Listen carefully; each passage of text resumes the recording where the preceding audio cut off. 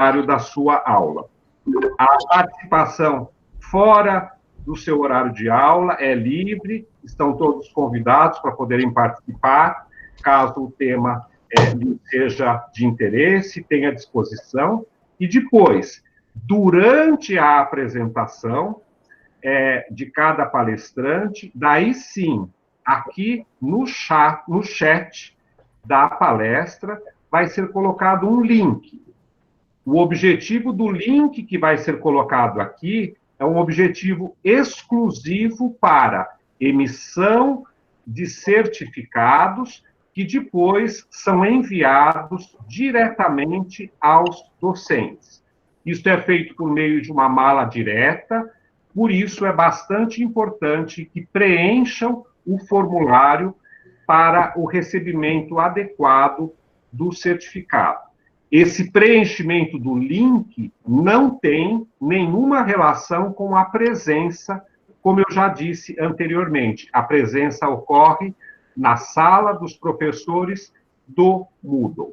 Muito bem, nesse sentido, a Semana de Inovação Acadêmica, como já é uma tradição, estamos na 4ª Semana de Inovação Acadêmica, sempre, simultaneamente, também está acontecendo a Semana de Talentos para os nossos alunos veteranos, para os nossos alunos ingressantes, os mais de 300 alunos, também com uma programação bastante variada, para que todos nós consigamos, nesse período que antecede o início oficial das aulas, podermos, então, melhorar a nossa percepção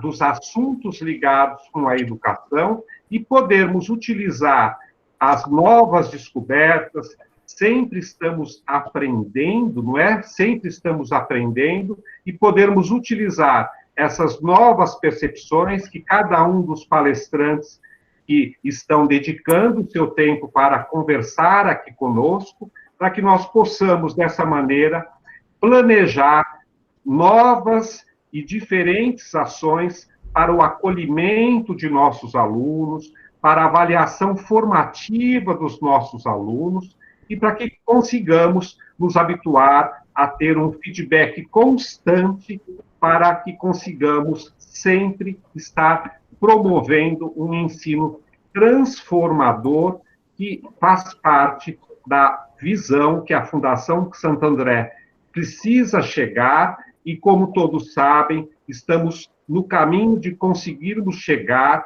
vide o resultado da avaliação do recredenciamento do centro universitário, recentemente divulgado para todos os professores e que aconteceu no formato remoto na semana passada e conseguimos a nota máxima de 5, não é? Então, nesse sentido, agora eu vou, então, depois dessas boas-vindas e desses esclarecimentos iniciais, eu gostaria de apresentar a todos vocês o nosso palestrante de hoje, que vai nos falar sobre a importância da educação inclusiva no ensino superior.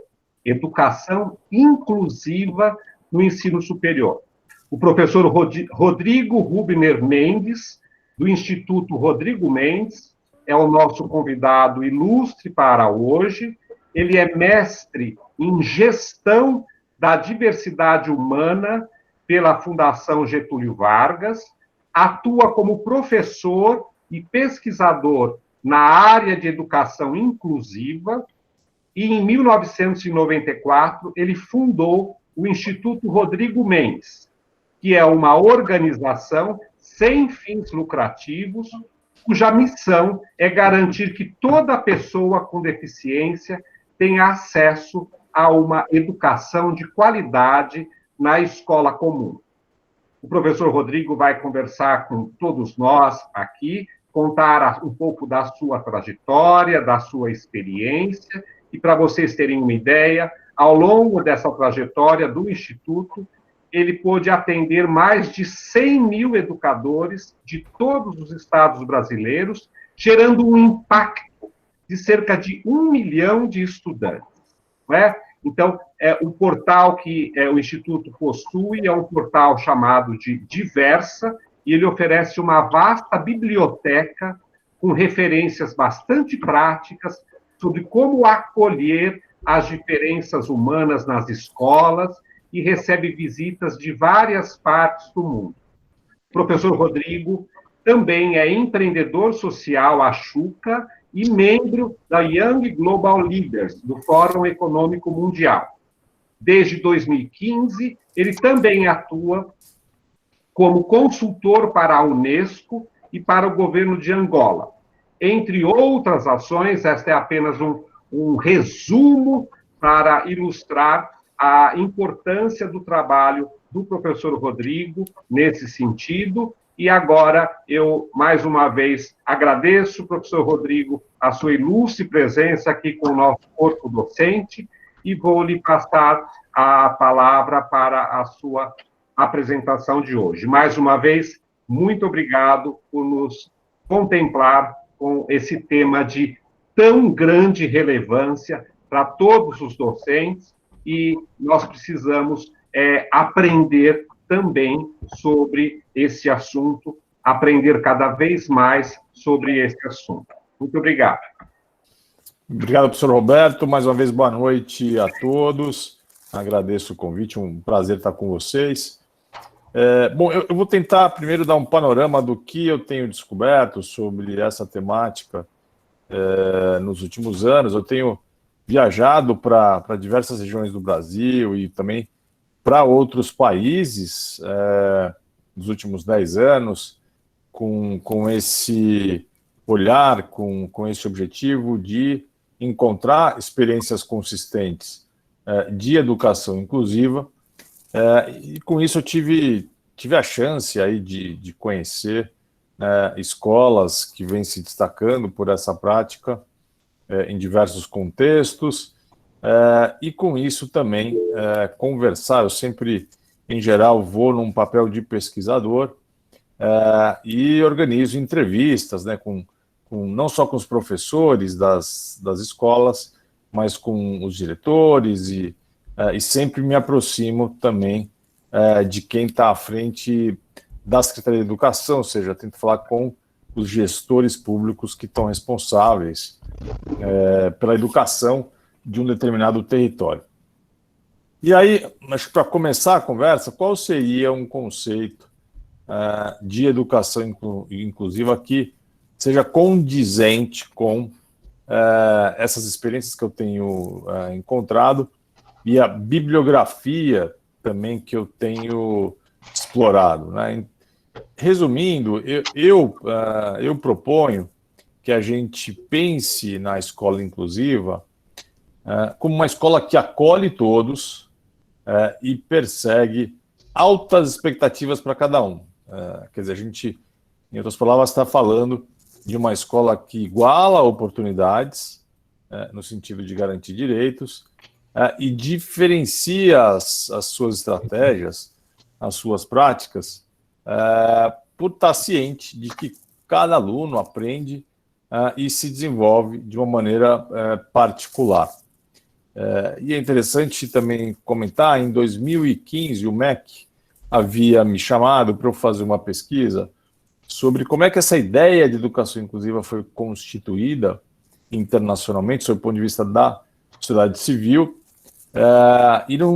enfim, depois de ter conversado com 23 especialistas dos 5 continentes, né, eu identifiquei que não existe um consenso, não existe uma definição única, mas sim quase que um espectro de visões, mas que compartilham, né, com essa noção de que existe hoje um direito consagrado pela Convenção da ONU e pelas constituições de alguns países para que as pessoas com deficiência possam estar junto com os demais alunos na escola comum.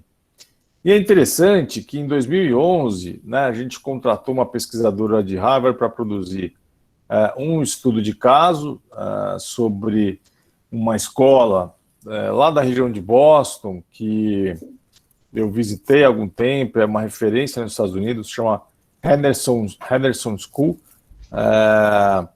E aí a gente tinha reuniões por Skype para, enfim, já faz um tempo, na época o Skype era a principal ferramenta, para a gente poder alinhar a pesquisa, enfim, o protocolo que a gente ia seguir. E aí, depois de algumas semanas de trabalho, a gente recebeu o texto que apresentava o projeto da escola, e eu estava lá lendo a primeira página, né, desse material, quando apareceu uma frase sobre o lema seguido pelos alunos, que era: o fracasso escolar não é uma opção. O lema era "Failure is not an option". Eu fiquei muito incomodado naquela hora, pensando que aquilo parecia ser, na verdade, a antítese do que eu entendia como uma escola inclusiva. Agendei uma outra conversa com a pesquisadora e, depois de me desprender, acho que da minha própria resistência, eu fui entender que os professores ali naquele contexto, né, buscavam cultivar a crença de que o aluno não devia desistir, né? A frustração é algo vivido por todos, mas não deveria impedir, né, que se buscasse o melhor de cada um, a partir dessa visão, né, de que a gente deve apostar em altas expectativas. E é importante esclarecer que essas altas expectativas devem dialogar com as singularidades de cada aluno, ou seja, a barra, né, precisa ser personalizada e móvel, e ao mesmo tempo sempre revisitada, revisada, porque senão a gente vai continuar desperdiçando talentos, seja porque a barra está muito alta, ou seja porque ela está muito baixa. Então, acho que para abrir aqui a nossa conversa, esse é um primeiro ponto que eu tenho adotado como uma definição contemporânea de educação inclusiva.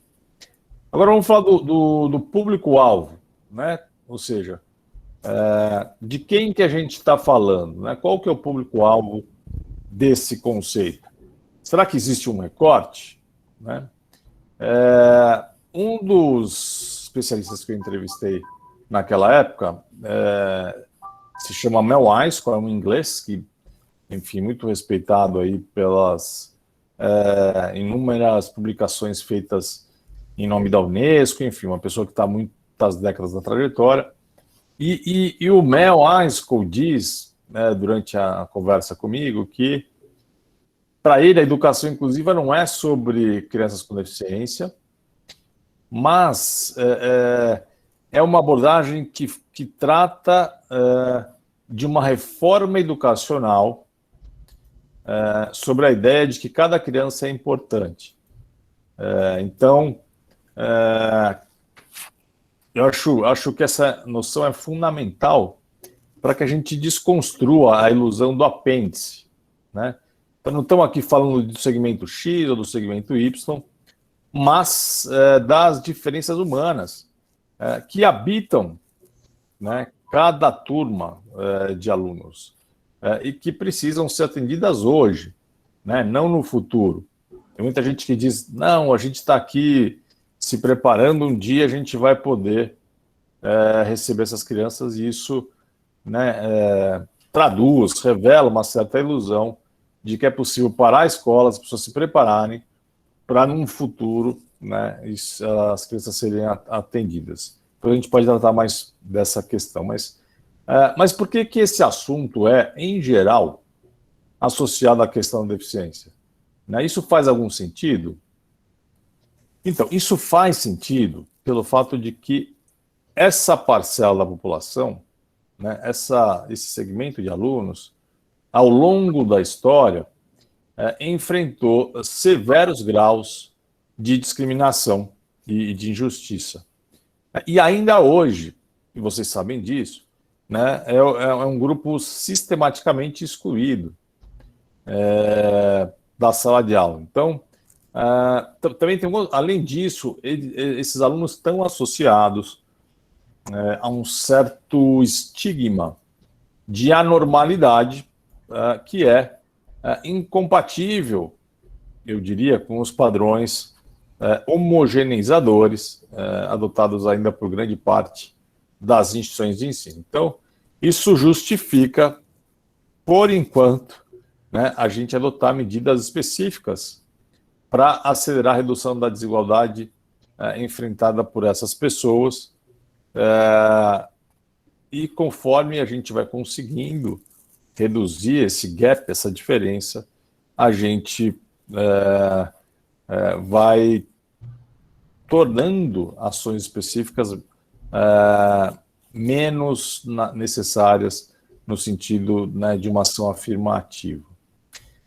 Muito bem, queria falar um pouquinho sobre criatividade e educação inclusiva, né? Explorar um pouquinho a relação entre criatividade e essa proposta de educação.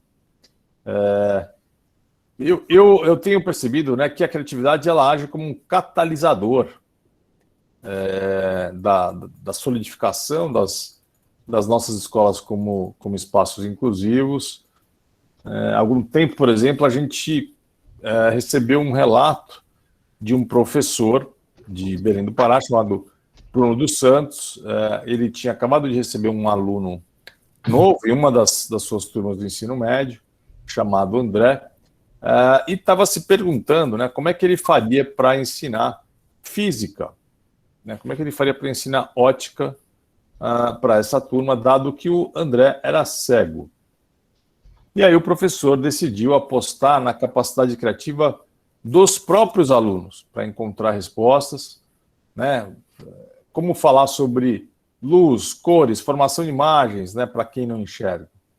Então, esse foi o desafio assumido pelos adolescentes que, ao debaterem as possibilidades, né, que estavam sendo consideradas, eles decidiram produzir materiais que favorecessem aí a aprendizagem do André sobre os conceitos da ótica por meio do tato.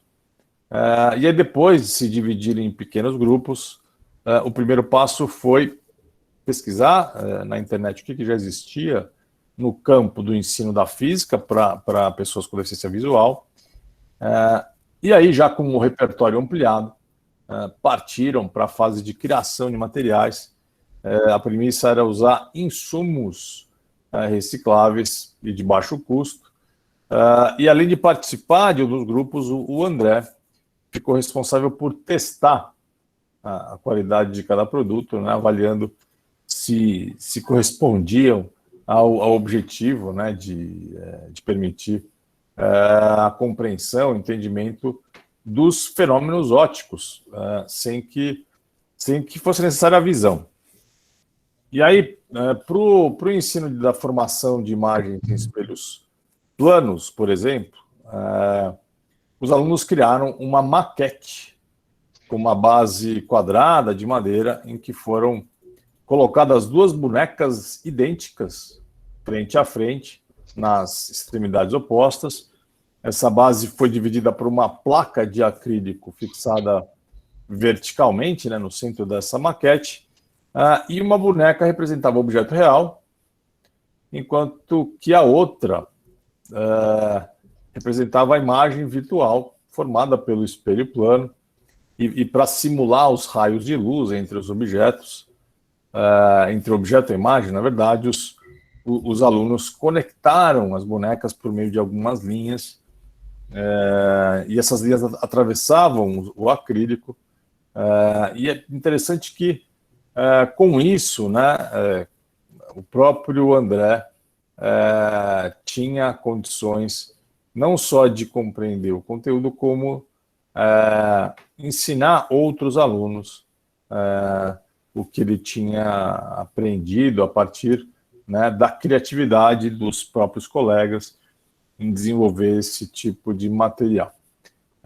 E é importante citar que essa experiência levou os alunos a transcender, eu diria, as fronteiras da física, né, e se interessar por temas candentes da vida contemporânea, como a questão da igualdade, do respeito.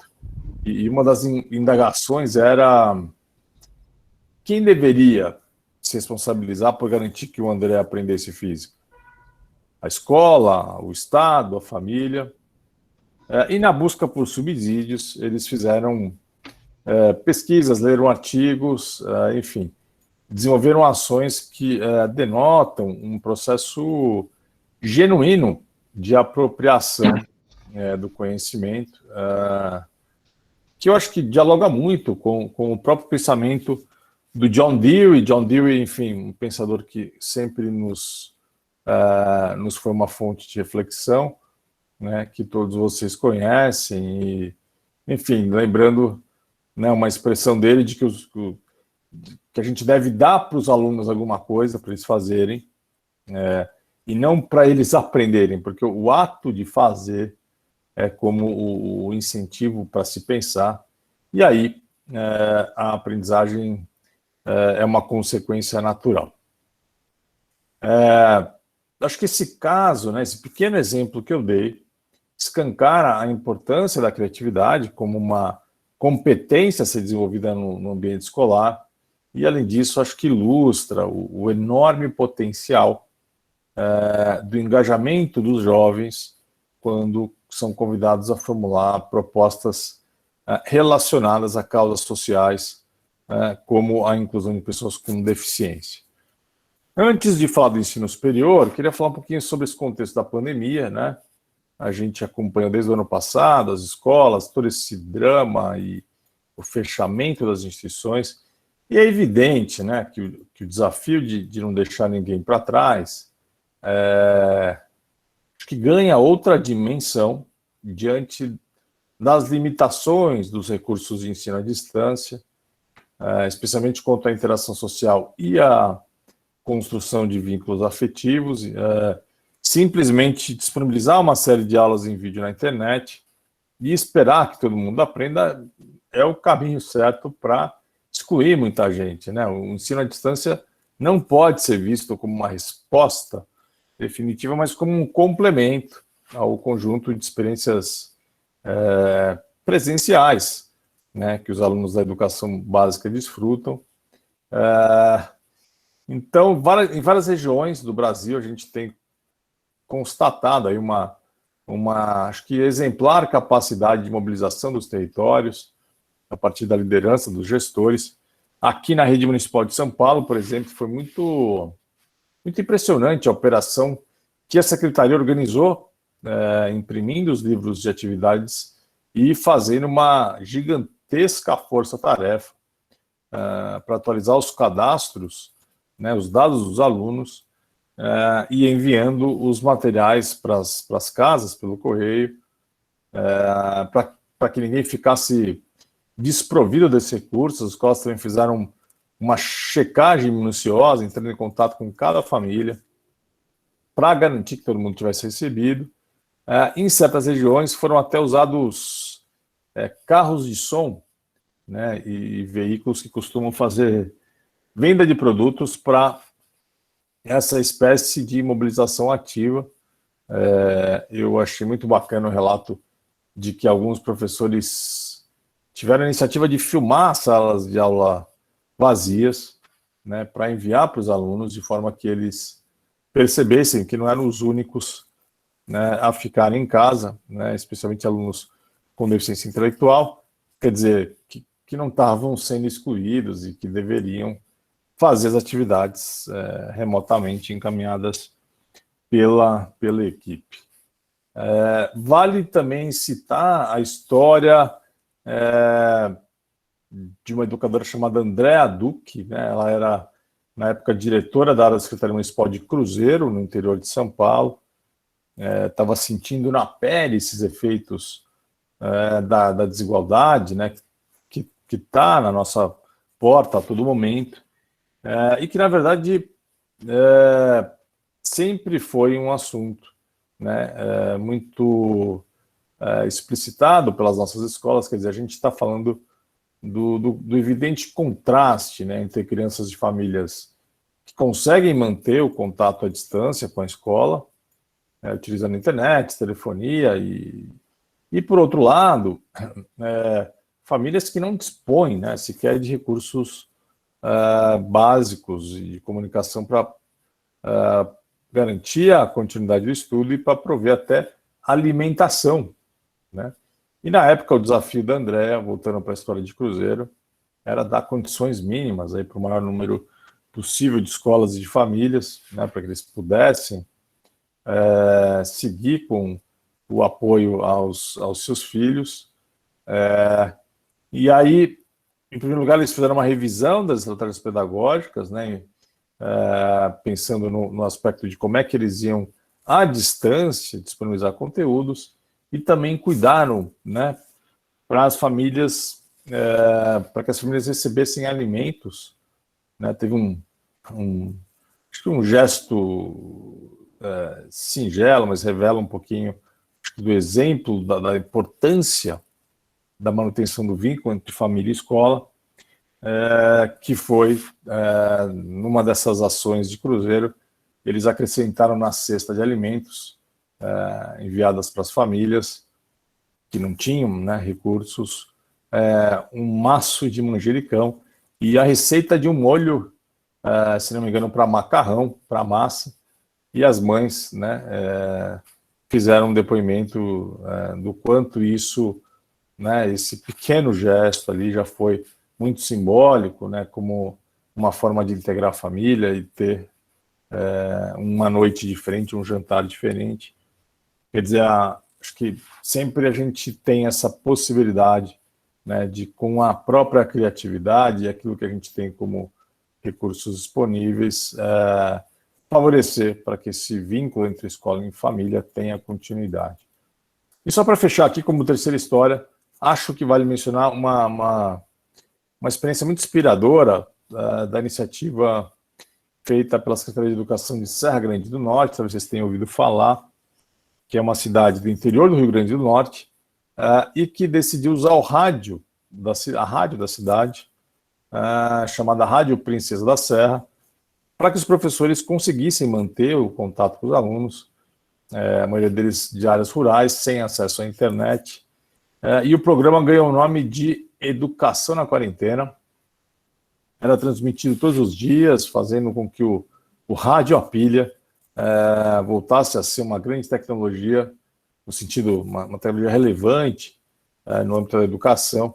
Eu até fui ler a história da cidade, na região do Rio Grande do Norte, né, e descobri que foi ali, aquela região foi o berço das primeiras escolas radiofônicas do Brasil durante a Segunda Guerra Mundial, né, quando a cidade de Natal foi escolhida para ser base militar dos Estados Unidos. Ou seja, interessante pensar que o ensino à distância já existia naquela época, né, e que o ensino à distância, apesar de não ser uma solução definitiva, né, é uma das alternativas que a gente tem hoje, desde que a gente pense nas necessidades de cada aluno. Então, encerrando aqui essa minha primeira abordagem, e depois eu queria abrir, professor, para a interação com os demais docentes, falar então sobre o ensino superior, né? Como é que a gente pode pensar a educação inclusiva no ensino superior? A gente tem produzido estudos de caso já há 10 anos sobre essas experiências exitosas. Tudo isso fica naquela plataforma que o professor citou, né, que é chamada Diversa. Quem quiser conhecer é diversa.org.br. E um dos casos que a gente produziu foi sobre a Federal do ABC, né, a UFABC, que eu fui lá pessoalmente conhecer de perto, tinha sido indicada na época pelo MEC como um exemplo interessante, como modelo de educação inclusiva, né? Na época, confesso que fui surpreendido, né, com um amplo conjunto de fatores que favoreciam, acho que, essa democratização do acesso ao ensino superior. Conversando com a equipe, né, da Federal, a gente percebeu ali que era uma das poucas universidades que, naquela época isso já faz pelo menos 6 anos, a universidade já concedia 50% das suas vagas para cotas socioeconômicas, raciais e para pessoas com deficiência. E outro diferencial extremamente relevante era a existência de serviços voltados para a acessibilidade dos espaços e das aulas, né? Me lembro de um aluno do curso de filosofia, chamado Josias Adão, que era cego e não utilizava o braille, e nesse sentido ele contava com um serviço de monitoria, né, para que os textos que eram utilizados nas aulas fossem digitalizados, permitindo o acesso ao conteúdo curricular, né, por meio de um software que transformava o texto digital em áudio, né? Isso hoje está disponível a baixo custo. E aí, pensando em como promover a autonomia dos universitários com deficiência, foi também criado um programa de ensino e aprendizagem tutorial, era o nome que eles davam a esse programa, e o principal resultado era o apoio oferecido por um professor tutor que intermediava as relações de cada estudante com as várias divisões acadêmicas da universidade, e além disso foi implementado um programa chamado Bolsa Acessibilidade, que tinha como finalidade subsidiar a aquisição de tecnologias assistivas por parte desses alunos, contribuindo assim com a permanência na universidade, né? Essa bolsa era anual e gerava em torno de R$400 mensais para que eles pudessem ter esse subsídio e comprar eventuais equipamentos. E é interessante que pouco antes de visitar a Federal, no ABC, eu tive a oportunidade de visitar a Escola de Graduação em Educação de Harvard, lá em Cambridge, ou seja, é a escola que cuida dos programas de pós-graduação, e eu tinha ficado muito impressionado com o programa de acessibilidade e as ações voltadas para os estudantes com deficiência. Os números já chamavam a atenção, né, dos seus cerca de 930 pós-graduandos, né, 15% tinham alguma deficiência, né, 140 dos pós-graduandos tinham algum tipo de especificidade.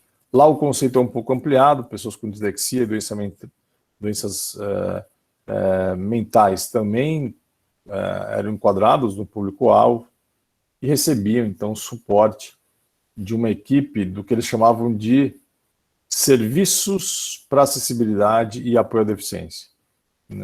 E as ações desse núcleo eram bastante abrangentes, englobavam suporte para anotações, transcrição, conversão do material impresso em texto eletrônico, como era feito no FABC, legendagem de vídeos e filmes, o que é importante para quem tem deficiência auditiva, né?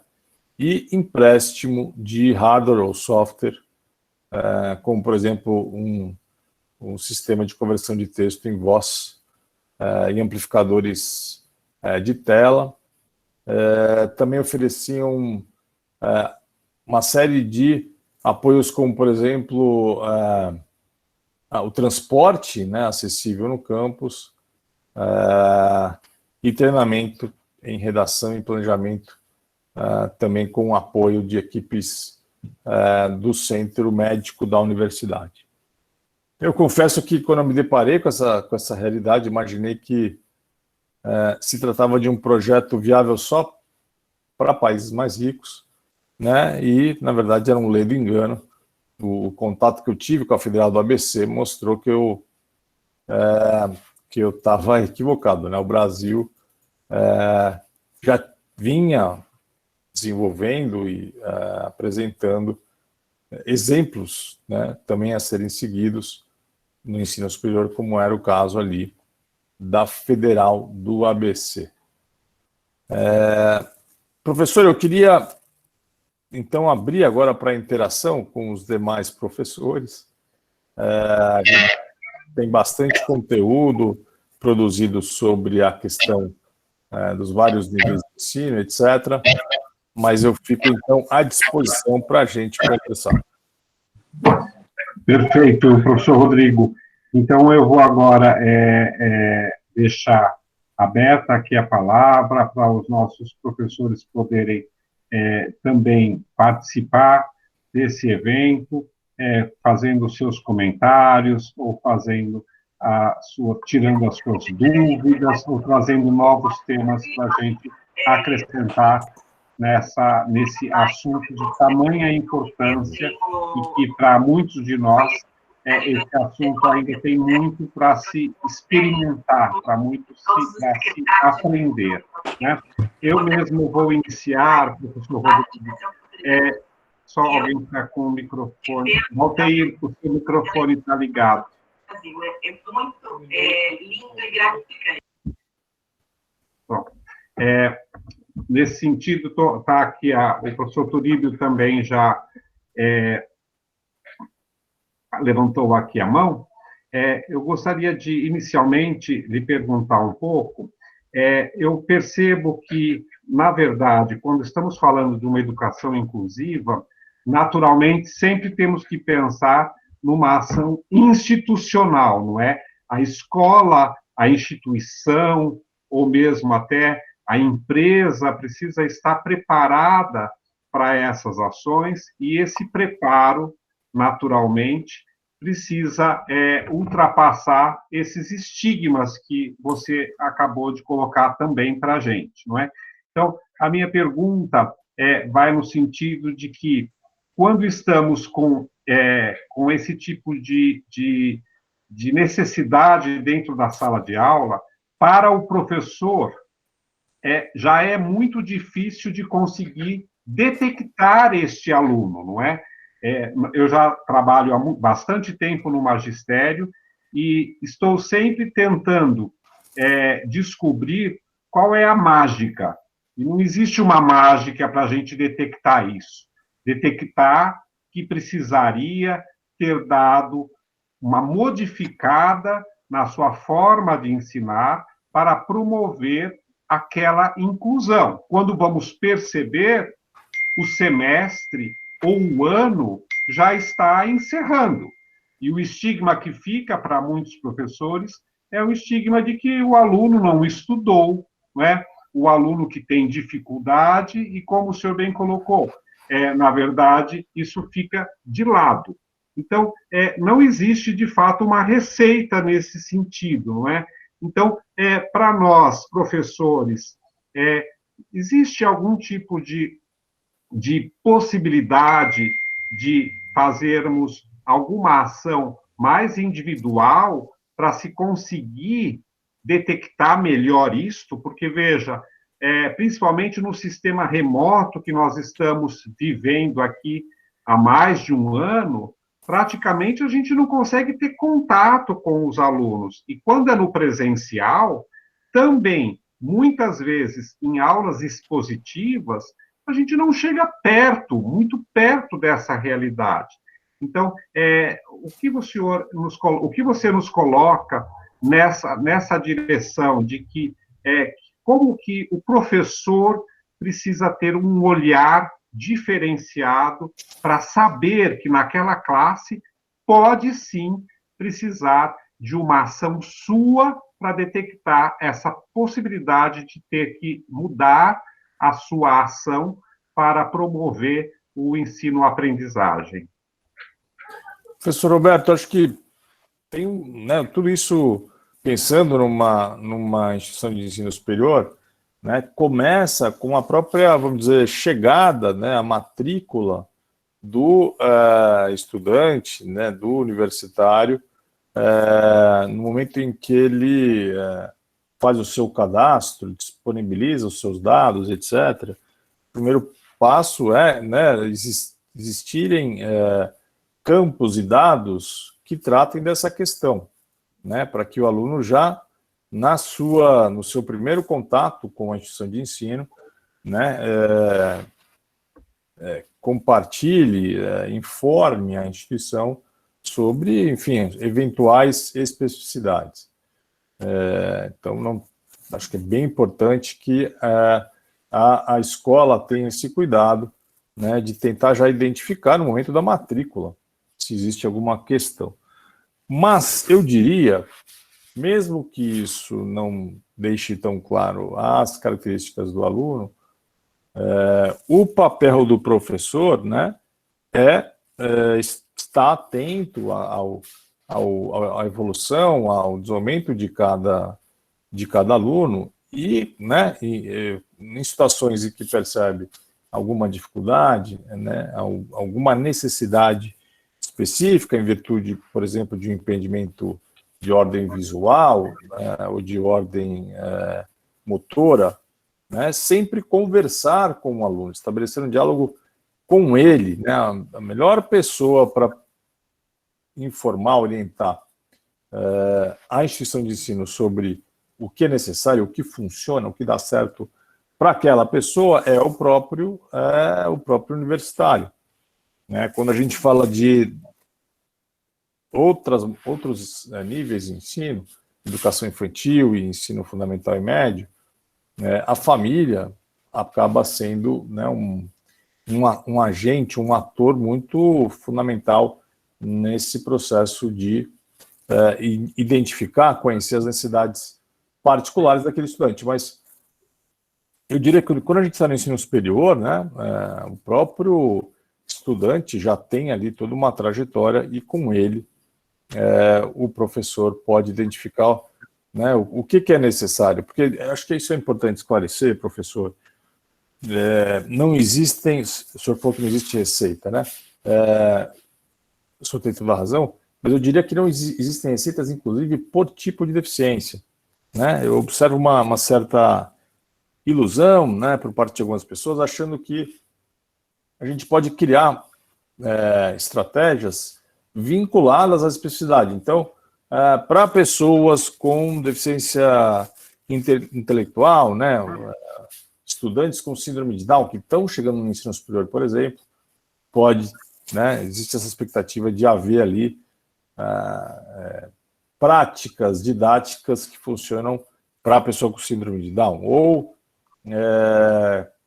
que existam medidas que vão funcionar para todo aluno cego e assim por diante, né? E isso não é verdade, né? Duas pessoas com síndrome de Down, ou duas pessoas com autismo, ou duas pessoas cegas, né, podem precisar de apoios completamente distintos, né?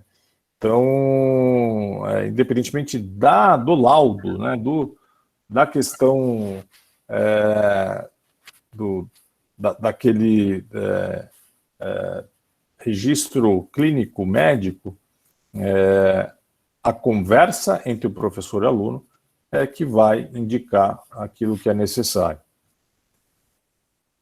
Ótimo. Eu vou seguir aqui a nossa fila. Nós temos com algumas pessoas aqui que já se inscreveram, aqui levantando a mãozinha. Professor Turíbio, com a palavra, professor Turíbio. Obrigado, professor Salai. Professor Rodrigo, boa noite, parabéns pela sua apresentação. Professor Rodrigo, esse assunto é um assunto extremamente sensível, né? A gente sabe disso e tem pego aí muitas instituições aí com problemas, né? Por ser um imperativo legal, existe alguma recomendação, algum cuidado que nós, docentes, devemos ter, em especial, para tratar essas situações? Algum cuidado, assim, muito específico? Olha, você não pode falar isso, não pode fazer aquilo. Algum cuidado especial que o senhor gostaria de indicar para a gente?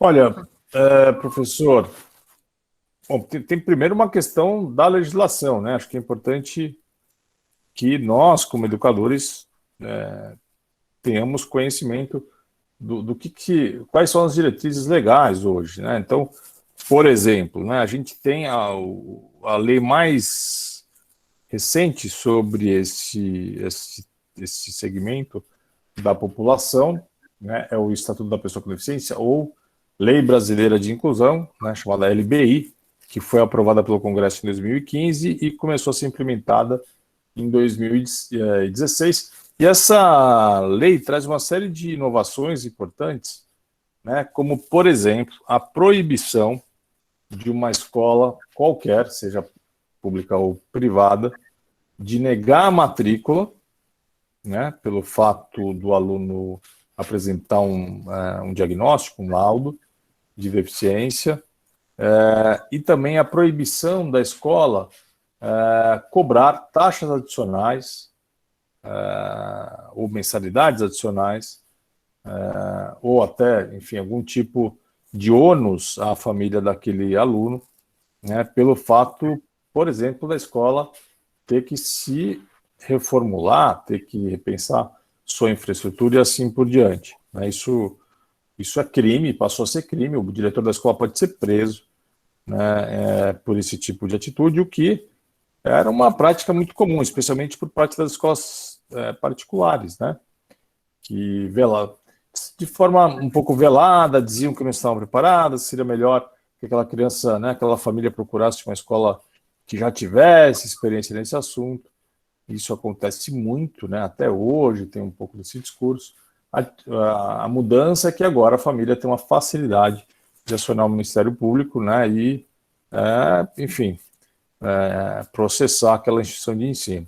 Então, professor, acho que o primeiro ponto é entender quais são as regras do jogo hoje, né? Pensando na educação básica, a gente tem um serviço interessante no Brasil chamado atendimento educacional especializado. O que é isso? É um tipo de apoio que as secretarias de ensino disponibilizam para as escolas, onde professores vão, com essa finalidade, apoiar os outros professores, né? São chamados professores do AE, né, desse serviço, e que tem o papel de ajudar os outros a identificarem barreiras, né, e buscarem formas de tornar o conteúdo curricular acessível. Eu vou só pedir um minutinho, uma licença para tomar um pouquinho de água aqui, professor, só um minutinho. Vontade, professor.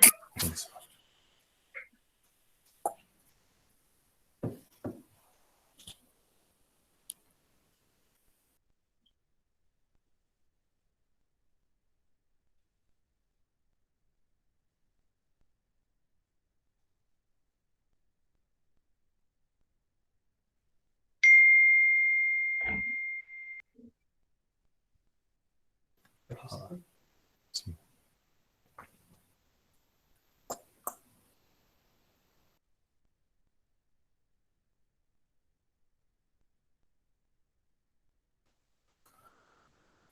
Pronto, professor, estou de volta. Ótimo.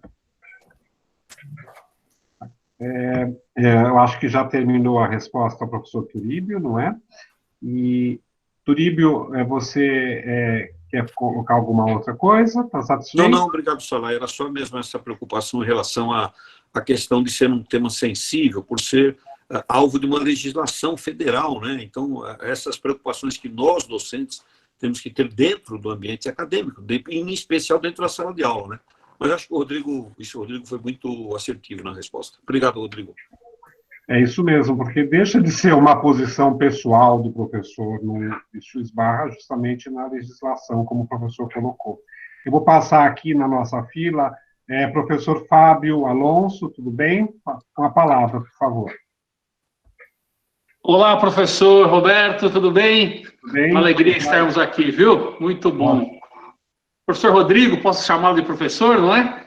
Pois muito não. Feliz em participar da palestra, sou um grande admirador do senhor e por uma questão muito pessoal, não é? Eu sou pai de uma criança com necessidade especial. E a pergunta que eu vou fazer para o senhor é uma pergunta que veio de um comentário numa ocasião que eu acabei conhecendo o professor lá nos idos de 2016. Eu estava no consulado japonês com a minha esposa, quando o senhor esteve naquele local, e eu fiz um comentário com a minha esposa que eu gostaria de ouvir do senhor, enquanto um profundo estudioso, não é, conhecedor, e também alguém que portador de uma necessidade especial, não é?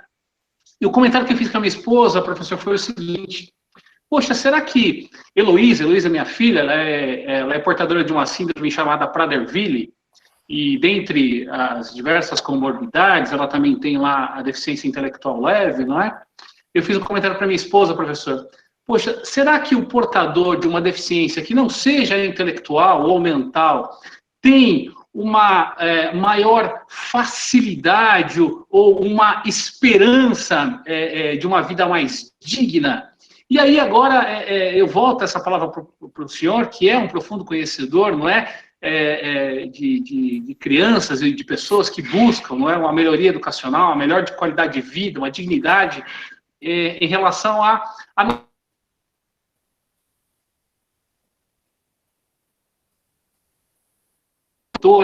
ela tem um espectro de uma melhor esperança do que aquele portador da necessidade intelectual e mental, professor Rodrigo. O que também gera uma preocupação para nós, enquanto professores, não é? Porque o sentimento que eu tenho, sendo pai e também sendo professor, é que nós não somos devidamente preparados para lidar com as mais diversas formas de deficiência e de necessidade, não é? Eu queria saber do senhor, em relação a isso, esse desafio entre a deficiência intelectual e a deficiência motora, sensorial, enfim. Olha, Fábio, de fato, a deficiência intelectual e o transtorno do espectro do autismo, né, tem sido características, especificidades mais desafiadoras, né, no sentido da gente promover a aprendizagem e pensar numa autonomia, na construção da autonomia, né, para que a pessoa percorra o seu trajeto, né, tenha uma formação adequada para que ela chegue no ensino superior e para que depois ingresse no mercado de trabalho. Sem dúvida, são, vamos dizer, características que trazem, né, um tipo de dúvida, talvez mais ampla, porque a gente está falando do aspecto cognitivo, que nem sempre fica tão claro quanto aquele aluno está se relacionando com o conteúdo e a forma como ele aprende, né? E no caso do transtorno do espectro do autismo, né, o desafio da comunicação, da interação, do vínculo social. Mas eu posso dizer para você que tem pessoas com deficiência intelectual que conseguem passar por todos esses ciclos, né, conseguem conquistar autonomia, enquanto existem pessoas com deficiência física, que foi a comparação que você fez, que, enfim, por outros motivos, etc., não necessariamente vão conseguir, né, construir a sua, vamos dizer, emancipação, a sua independência. Então, eu acho... Eu não iria por esse caminho de comparar, né, especificidades de tipos de deficiência. Isso é muito relativo, né? De novo, a gente cai na armadilha de enxergar, né? Eu tinha comentado que eu vejo muito o professor pensando em estratégia pedagógica a partir do tipo de deficiência, né? E aqui no caso, né, seria algo como relacionar o tipo de deficiência ao horizonte, à perspectiva futura, né, que aquele aluno pode perseguir. E a gente, né, Fábio, como professor, tem nas mãos uma responsabilidade enorme, porque o aluno sabe quando a gente está apostando na sua capacidade, né? Ou quando a gente não acredita que ele vai se desenvolver, ou quando a gente não aposta, né? Ou quando a gente transmite uma baixa expectativa, a gente herda muito isso, né? Quando chega um aluno com deficiência intelectual, que foi o teu exemplo, tem muito professor que acaba já, né, na relação entre o docente e o educando, transmitindo a ideia de que ele não está, né, fazendo a devida leitura do potencial daquele aluno. Então, acho que o nosso papel é o tempo todo desafiar, o tempo todo perseguir o melhor que aquele aluno pode atingir, seja o que for esse melhor, né? Acho que o ótimo de cada um, independentemente de deficiência ou não, é variável, né? A gente tem ainda uma relação muito com a média, né? Todo o sistema de ensino mundial foi pensado a partir da visão da média, né? Entendendo qual é o desempenho médio, qual é o resultado, né, que a partir de um determinado tipo de estudo em relação ao que se deve aprender ou não, se estabelece como uma expectativa para todo mundo, né? Então, na largada, a gente já tem esse problema, né, de ter ainda um modelo mental voltado para a média, né? E a gente, com isso, corre o risco, né, de transmitir uma limitada visão do que aquele aluno vai atingir e, com isso, destruir, eu diria, destruir a própria autoestima e o quanto aquele aluno vai se ver como alguém independente, o quanto ele vai construir uma identidade que permita, né, ele se dedicar ao seu próprio percurso.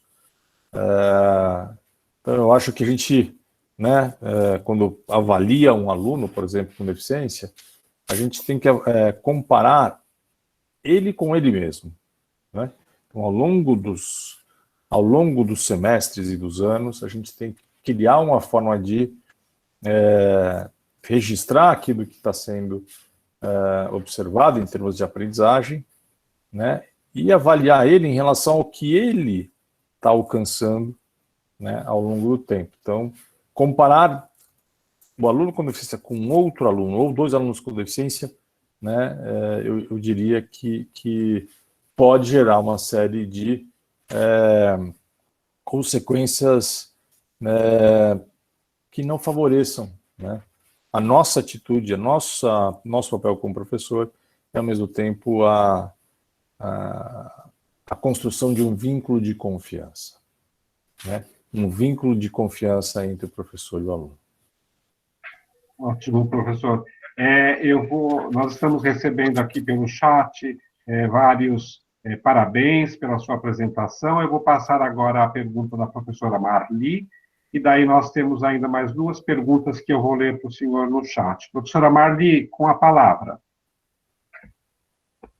Obrigada, professor Salai. Boa noite, professor Rodrigo.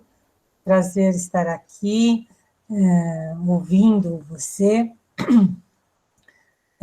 Eu queria que você pudesse explanar, pelas suas vivências, né, em que medida você tem observado a montagem de setores de apoio para os alunos em nível superior. É muito comum você ter o serviço de apoio na educação básica, como você mesmo falou, o AEE. Ele é muito presente, principalmente nas redes públicas, ele é muito presente. Então, você tem setores, centros de apoio, mas em nível superior, você tem algumas universidades e faculdades que têm estruturado isso. Eu conheço do Instituto Federal, que eles têm um centro de apoio bem interessante. Eu conheço da UFABC, tá certo? Conheço da FMU, que eles também têm um centro de apoio, do qual eu até conheço alguns alunos, inclusive com síndrome de Down, que são acompanhados lá, em nível superior, mas eu gostaria de saber, na sua vivência, como é que você tem visto isso em nível superior. Uma vez que as pessoas têm questionado muito o fato de que, na formação da educação básica, o aluno está recebendo um enriquecimento curricular que não vai colocar ele em nível de um profissional de mercado. E, quando chega no nível superior, isso parece que fica muito muito forte. Então, quando se fala em adaptações, modificações, pensar no currículo, pensar num atendimento diferenciado para o aluno, numa forma diferenciada de avaliação, parece que no ensino superior fica sempre muito mais desafiador. Então, eu queria ouvir um pouco você, na sua experiência, em nível superior, como você tem visto esses centros de apoio ou esses setores de apoio para alunos que têm necessidades de um acompanhamento mais específico, seja eles com deficiência, com transtornos, com altas habilidades ou com outros dificuldades, por exemplo. Nós já atendemos alunos, por exemplo, que vivenciaram questões de câncer, então, por um longo período, tiveram de ficar afastados da escola e depois voltaram. Então, queria ouvir um pouco você sobre isso. Obrigada. Madi, de fato, né, quando a gente pensa na evolução de um estudante com deficiência, quando ele percorre os níveis de ensino, né, da educação infantil até chegar no ensino superior, vai ficando mais complexo o tipo de apoio, né, em determinadas situações que a instituição de ensino precisa oferecer, porque, naturalmente, né, vai se tornando mais complexa a própria expectativa de aprendizagem, né, e necessidade de abstração e o próprio aprofundamento, né, e ampliação do tipo de conteúdo curricular com o qual o aluno precisa se relacionar. O ensino médio também é mais... Quando a gente compara o AE, né, vamos pensar na educação básica, em que o AE é oferecido também para o ensino médio. Ele é mais desafiador do que no ensino fundamental. Né? A gente vai ter mais disciplinas, enfim. Muitas vezes um professor, né, do AE que está naquela escola, ele não tem nem uma carga horária suficiente para atender todos os professores, assim por diante. O que eu tenho encontrado ao redor do mundo que se mostra para o ensino superior uma estratégia interessante, né, é a instituição ter uma equipe, né, um núcleo, uma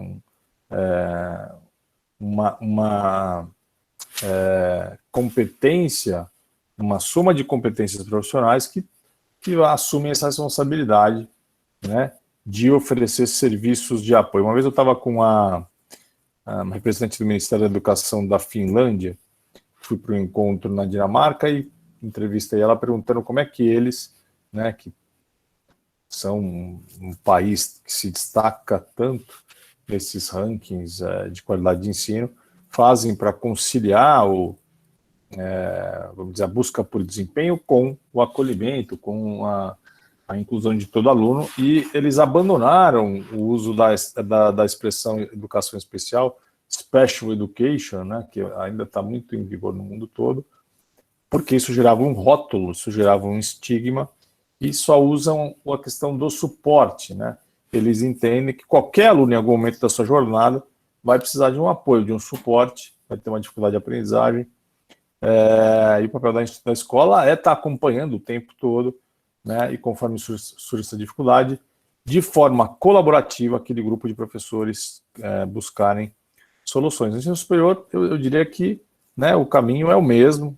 A gente está falando aí de uma fase já do desenvolvimento do universitário, onde, né, para ele ter chegado ao ensino superior, ele já tem um conjunto de habilidades e condições, né, que permitem ele mesmo comunicar e mostrar quais são as suas demandas específicas, e o papel da instituição de ensino é ter esse corpo de profissionais, né, que vão estar ali com a própria prática, com a própria experiência e nessa relação direta com os alunos, vão construir, né, formas de apoio para cada caso. Então, acho que, antes de mais nada, eu acho que o líder, né, a gestão da instituição de ensino precisa colocar isso como uma pauta.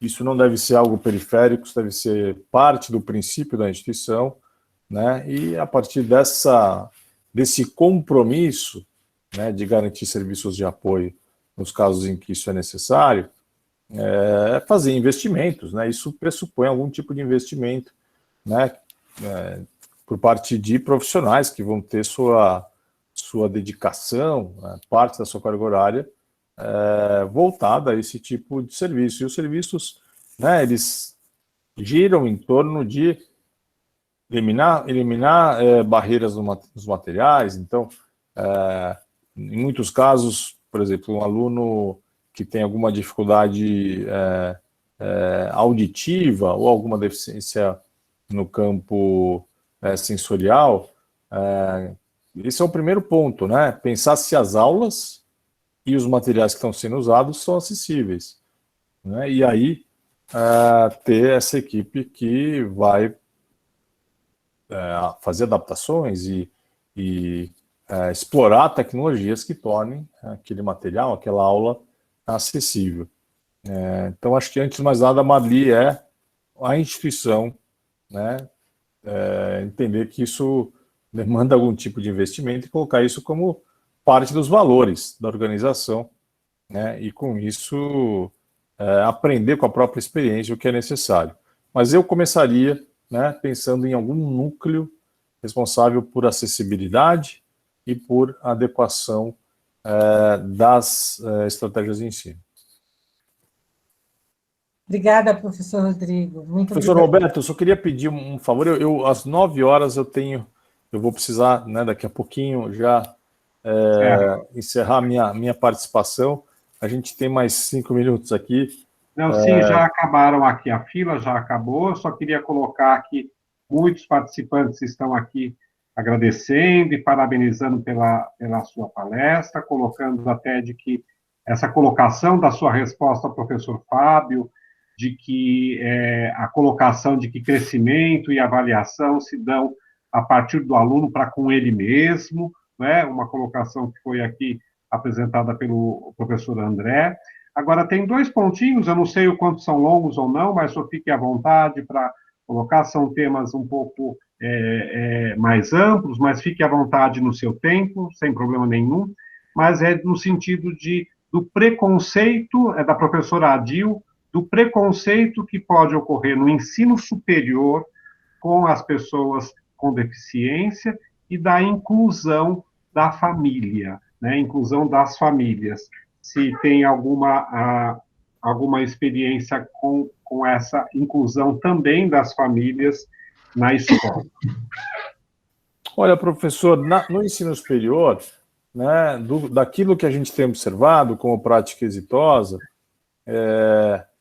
essa importância, né, de uma relação contínua com a família, né, ela, obviamente, se torna relativizada, né, pelo próprio momento de, enfim, fase da vida do aluno, etc.